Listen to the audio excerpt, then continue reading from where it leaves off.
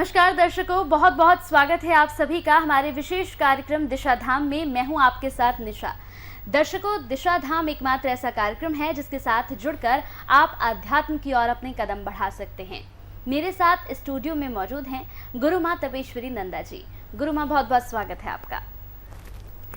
तो बिल्कुल दर्शकों, अपने आज के विशेष कार्यक्रम की शुरुआत करेंगे कुछ प्रश्नों के साथ। गुरु माँ, जिस तरीके से पूरा प्रयास आपका होता है, तमाम एपिसोड में आप ज्ञान की बातें करती हुई नज़र आती हैं, आप ज्ञान देती हुई नज़र आती हैं। आपका पूरा प्रयास होता है कि आप लोगों का विकास कर सकें, बुद्धि का विकास कर सकें, उनके यहाँ पर अध्यात्म की ओर उनको बढ़ा सकें। मेरा आज आपसे एक प्रश्न है। कई बार मैंने कुंडलिनी के बारे में सुना है आपसे। आखिर कुंडलिनी जागरण क्या है, इसके बारे में आप थोड़ा सा ज्ञान दें। देखिए निशा जी, जो आप ज्ञान की अगर बात करें तो ज्ञान की उत्पत्ति ही कुंडलिनी जागरण से होती है। जिन लोगों का कुंडलिनी जागरण हो जाता है वो अध्यात्म की बहुत ऊंचाइयों तक पहुंच जाते हैं। जैसे कहते हैं ना, एक विराट रूप जो अध्यात्म का है। अध्यात्म जैसे मैंने पिछले अपनी स्लाइडों में आपने बताया है कि छोटी छोटी चीज़ों को जान लेना कि आखिर अगर पेड़ पौधे हैं, हमारी प्रकृति है, झरना है, नदी है या कोई व्यक्ति है, उनकी समस्त जो संकेत हमें मिल रहे हैं उनको समझना और उनके अनुसार कार्य को करना, ये सब जो है कुंडलिनी जागरण से ही उत्पन्न होते हैं। या जितने भी 33 कोटि देवी देवता या 3 नाड़ियाँ जो हमारे शरीर में होती हैं, जिन्हें ईड़ा, पिंगला, सुषुम्ना भी कहते हैं, इन्हें गंगा, यमुना, सरस्वती भी कहते हैं। ब्रह्मा, विष्णु, महेश की तीनों नाड़ियाँ भी इनको कहा जाता है। हम किसी भी प्रकार से देख लें, हमारे शरीर में ये तीनों नाड़ियों को जागृत करने का मार्ग कुंडलिनी जागरण कहलाता है। आखिर ये कुंडलिनी शक्ति होती कहाँ है हमारे शरीर के अंदर? ये कुंडलिनी शक्ति हमारी जो बैकबोन के नीचे टेल पॉइंट पर होती है। अब कुंडलिनी शक्ति क्या है? कुंडलिनी शक्ति प्राण ऊर्जा है जो कि हमारी इन तीनों नाड़ियों को जागृत करके हमारी दैवी शक्तियों को जागृत करती है। जैसे मैं बहुत बार बता चुकी हूँ, जितनी भी सारी शक्तियाँ हैं सिर्फ त्रिदेव और त्रिदेवियों से बनी हैं। इन्हीं के रूप है। आप कहीं भी कोई भी आप देख लें, अगर आप हनुमान जी की भी बात करते हैं तो वो महादेव के रूप हैं। भैरव की बात करते हैं तो वो महादेव के रूप हैं। अगर माता के अनेक स्वरूपों की अगर हम बात करें तो वो आदि शक्ति का रूप है। अगर हम संपन्नता की देवियों की बात करते हैं तो वह लक्ष्मी के रूप है। अगर हम ज्ञान की देवियों की बात करते हैं, जैसे अंतरिक्ष सरस्वती, चित्रेश्वरी सरस्वती, वागेश्वरी सरस्वती, ऐसे अनेक नाम हैं माता सरस्वती के। तो इन सारी शक्तियों को, जैसा मैंने अभी बताया, तीनों देवियों की, ऐसे ही अगर हम विष्णु के अवतार की बात करते हैं तो विष्णु के भी अनेकों अवतार हैं। जैसे राम अवतार हो गया, कृष्ण अवतार हुआ, नरसिंह अवतार हुआ। जब जब भगवान को जिस जिस असुरी शक्ति को समाप्त करना हुआ या हमारे समाज का कल्याण करना हुआ, जैसे अभी महाभारत में अगर आप देखें तो कौरवों पांडवों के युद्ध में भगवान श्री कृष्ण का बहुत ही महत्वपूर्ण योगदान था। भगवान श्री कृष्ण अवतार लेके ही कौरवों और पांडवों में जो है आपस में जिसको जो सत्य था उसको विजय दिलवाई। तो जहाँ सत्य की जीत होती है वहाँ भगवान विष्णु अवतार लेते हैं। असत्य पे सत्य को विजय प्राप्त करने के लिए भगवान श्री कृष्ण अवतार लेते हैं। अब ब्रह्मा की बात करें तो ब्रह्मा तो एक ही है। जैसे आप सभी जानते हैं कि ब्रह्मा का एक ही स्थान है जो कि पुष्कर जी में है। अब ब्रह्मा का एक ही स्थान इसलिए बताया जाता है, जैसे हमारी जो ब्रह्मा, विष्णु, महेश 3 नाड़ियाँ हमने अपने शरीर में बताई हैं, तो जो हमारी सुषुम्ना नाड़ी है वो ब्रह्म नाड़ी है। और ब्रह्मा जी जो है, ब्रह्मा जी का काम है उत्पत्ति करना, विष्णु का काम है पालन करना, भरण पोषण करना, और महादेव का कार्य है असुरी शक्तियों को नष्ट कर उनका संहार कर सुर शक्तियाँ यानी दैवी शक्तियों को जागृत करना। अब जैसे वैरागी भगवान महादेव को कहते हैं, तो वैरागी किस लिए कहा जाता है? वैरागी इसीलिए कहा जाता है कि हम अपनी आसुरी शक्तियों को समाप्त कर जो आसक्ति है, मोह है, माया है, लोभ है, इन सब का अंत कर मोक्ष की अवस्था तक पहुंच जाए। यानी इस संसार में अगर हम जीवन यापन कर रहे हैं तो मोक्ष की अवस्था में रहकर करें। महादेव ये नहीं कहते कि सब कुछ छोड़ दो, महादेव ये कहते हैं सब कुछ करते हुए भी वैराग्य की स्थिति में रहो, यानी आसक्त मत रहो, कर्म करो। तो इस प्रकार तीनों देव और तीनों देवियों का हमारे इस जीवन में, या जितनी भी शक्तियां, उन सबका योगदान हमारे जीवन में आवश्यक है। और इन तीनों की शक्तियों को जागृत करने के लिए ही कुंडलिनी जागरण है। यानी जो प्राण ऊर्जा हमारे बैकबोन के टेल पॉइंट पर है, उसको जागृत करने के लिए इन त्रिदेवों की शक्तियों को जागृत करना, त्रिगुणात्मक होना ही कुंडलिनी जागरण है। अब यहां मैं बताऊंगी कि कुंडलिनी जागरण आखिर, अब मैं इसको और अच्छे तरीके से एक्सप्लेन कर देती हूं कि जो मंत्रों द्वारा या गुरु की दीक्षा के द्वारा जो एनर्जी हमने अपने शरीर में स्वीकार की है, उसके द्वारा मंथन करके इन समस्त शक्तियों को जागृत करने का कार्य है कुंडलिनी जागरण। जैसे समुद्र मंथन आप सब जानते हैं। समुद्र मंथन के समय भगवान विष्णु ने कच्छप का रूप धारण करा, यानी उसके ऊपर जो शक्ति थी, जो हमने मथनी रखी थी, वो मंदराचल पर्वत रखा। तो ऐसे ही हमारे शरीर में भी जो कच्छप है वो प्राण ऊर्जा है, जो भगवान विष्णु का रूप है। उसको जागृत करने के लिए मंदराचल पर्वत क्या है, ये तीनों नाड़ियां जो हमारे शरीर में रखी हुई है, अब इनका मंथन करने से हमारी जो शक्तियां जागृत होती हैं वो होती हैं सारी समस्त दैवी शक्तियां। फिर बता दूं, इसको कहते हैं कुंडलिनी जागरण।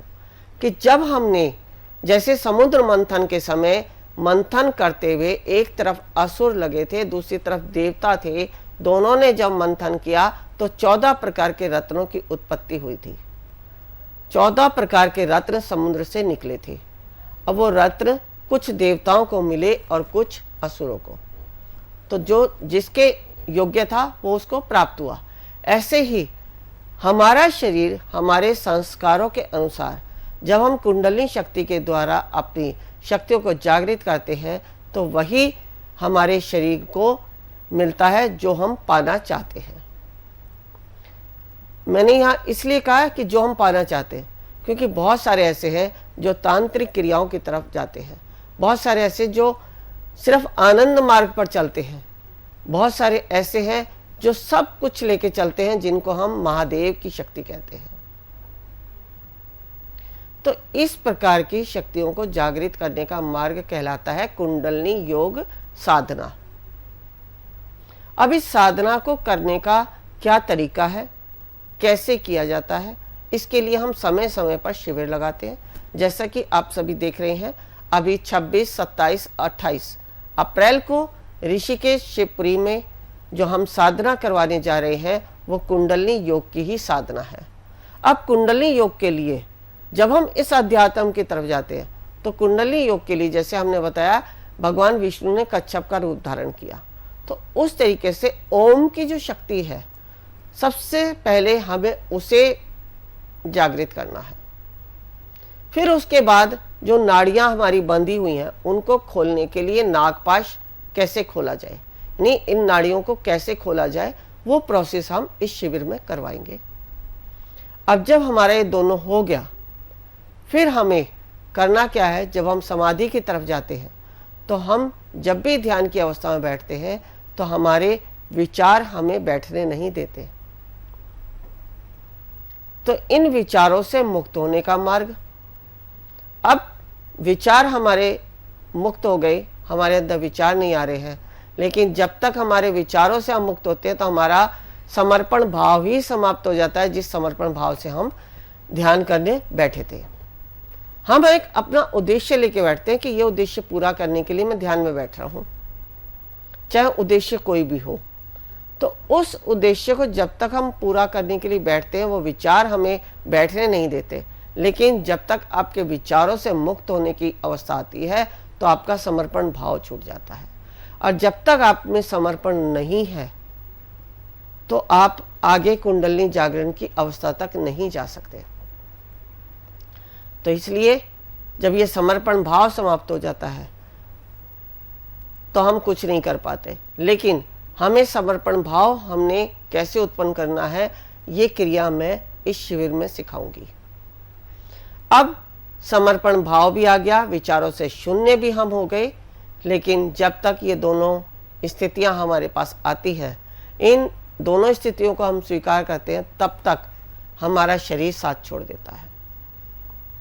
कुछ लोग होते हैं जो कमर में दर्द होने लगता है, किसी के यहाँ कनपट्टी पे स्ट्रेस होने लगता है, आंखों के दोनों साइडों में, किसी का सिर भारी होने लगता है, किसी का जो है कंधे भारी होने लगते हैं, या पैर सो जाते हैं, हाथ सुन्न हो जाते हैं। इस तरह की अवस्थाएं जो है हमारे शरीर में उत्पन्न होने लग जाती हैं।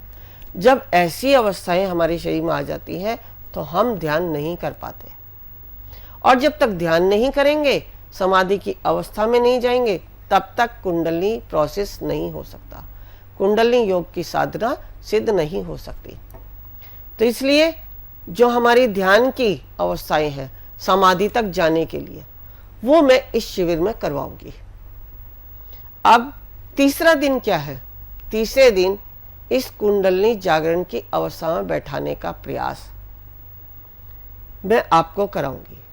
अब ये मत समझना कि इस 3 दिनों में आपको सब कुछ आ गया। ये सिर्फ मैंने आपको एक विधि बताई है, इसके अनुसार आप प्रयास करेंगे।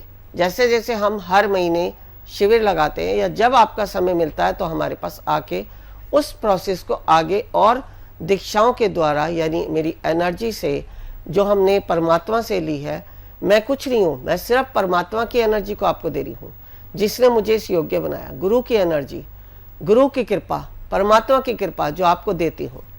अब यह एनर्जी कैसे काम करती है? जैसे एक एक्सरा मशीन होती है, वो आपके हार्ड मांस को चीर करते हुए, आपकी मांस मज्जा को हटाते हुए आपकी हड्डियों तक का चित्र खींच लाती है। ऐसे ही गुरु के द्वारा दी गई दीक्षा आपके समस्त विकारों को समाप्त करती हुई, आपके भोग विलासों को नष्ट करती हुई, आपके अंदर सात्विक ऊर्जा आपकी कुंडलिनी शक्ति पर स्थापित कर देती है। अब जिस अध्यात्म के मार्ग पर आप चल रहे हैं, उसी तरह की यदि आपको ऊर्जा मिलती है तो उसी तरह की शक्ति आपकी जागृत होती चली जाती है। और जैसे ही आप समाधि की अवस्था में जाते हैं, तो जो आपके बैकबोन के नीचे टेल पर जो कुंडलिनी शक्ति है, जो हमारे ऊपर की तरफ ऊर्ध्वगामी होते हुए ऊर्जान्वित होती है, जो हमारे 72,000 नस नाड़ियों फैलती है, 7 चक्रों का भेदन करती हुई डिवाइन से कनेक्ट हो जाती है। अब डिवाइन से कनेक्ट होने के बाद फिर से हमें उन शक्तियों को अपने शरीर में कैसे धारण करना है, फिर से हमारे शरीर में जितनी भी तीनों नाड़ियां हैं जो कुंडलिनी शक्ति है, उस पर कैसे हमें स्थापित करना है, या समय पड़ने पर हमें इन शक्तियों का उपयोग कैसे करना है, ये मैं सिखाऊंगी इस ध्यान योग शिविर में, या कुंडलिनी योग साधना सिद्धि जो मैं कराने जा रही हूँ, इसमें आप सब सीख सकते हैं। जैसा मैंने बताया कि इन 3 दिनों में होगा नहीं, क्योंकि कुंडलिनी योग सिद्धि साधना 3 दिनों में नहीं होती। हाँ, उन दिनों में आप करने की क्रिया या जो आपको करना है वो सब आपको समझ में आएगा, या जो मेरे द्वारा उस कार्य को करने की ऊर्जा है वो मैं आपको दूंगी। उसके बाद आप अभ्यास करेंगे। जैसे जैसे आप अभ्यास करते जाएंगे, आपकी कुंडलिनी ऊर्जा ऊर्जान्वित होती जाएगी और आप डिवाइन से कनेक्ट होकर आपकी समस्त देवी शक्तियां जागृत हो जाएंगी। अब एक बात और मैं बता दूं, जो लोग कहते हैं हमने साधना करनी है, साधना क्या, सिद्धियां करनी है, जैसे कोई काली की कर रहा है, कोई भैरव की कर रहा है, मातंगी है, छिन्नमस्ता है, ऐसी अनेकों प्रकार की सिद्धियां हमसे लोग सीखना चाहते हैं। लेकिन सीखने से पहले मैं बता दूं, जब तक आपका कुंडलिनी जागरण नहीं हुआ, जब तक आपकी ऊर्जा कुंडलिनी शक्ति से ऊर्ध्वगामी नहीं हुई, आपकी जो शक्तियां हैं वो नहीं खुली, तब तक आप सिद्धियां नहीं कर सकते। इसलिए कोई भी सिद्धि को प्राप्त करने से पहले कुंडलिनी योग साधना बहुत ही आवश्यक है। इसके बिना कोई भी सिद्धि नहीं हो सकती। सिद्धि का मतलब ही ये है कि हम उस देवी या देवता की शक्ति जो हम पाना चाहते हैं उसको ऊर्जान्वित करना, उसको एक्टिव करना। सारे समस्त देवी देवता हमारे शरीर के अंदर है, मैं पहले भी बता चुकी, बाहर कुछ नहीं है। कभी किसी ने लक्ष्मी को पैरों से चलते नहीं आते देखा, कभी किसी ने भैरव को नहीं देखा, कभी किसी ने काली को नहीं देखा। वो हमारे ही रूप है।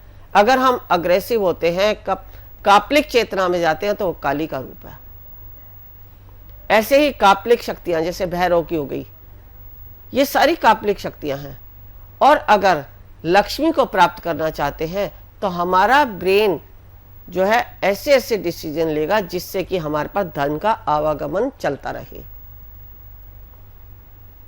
कि सब कुछ हमारे अंदर जब जागृत होता है तो ब्रेन उस पर कार्य करता है। दृष्टि देखती है, जैसे ही दृष्टि देखती है तो तुरंत हमारा ब्रेन उस पर कार्य करता है और उसी के अकॉर्डिंग हम अपने साधनों को बनाते हैं।